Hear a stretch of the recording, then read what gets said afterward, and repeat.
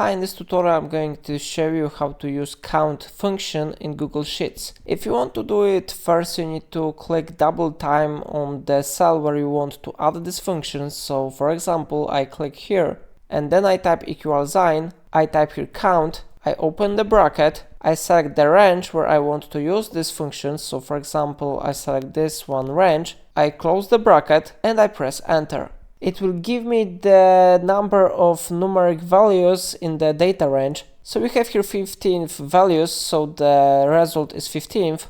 But if we will delete one from available values, for example this one, we can see that the number has been successfully changed to 14th. The reason is that we don't have here in this cell numeric value, so this cell will not be counted. The same if you will type here the text, for example simple text, then this value will not be changed too. So how you see it works properly, but if you will change it for example to 0, it should be counted. So how you see it really works. If I helped you to understand this function, remember to like this tutorial and subscribe my channel. Please let me know in comment if it's of your problem.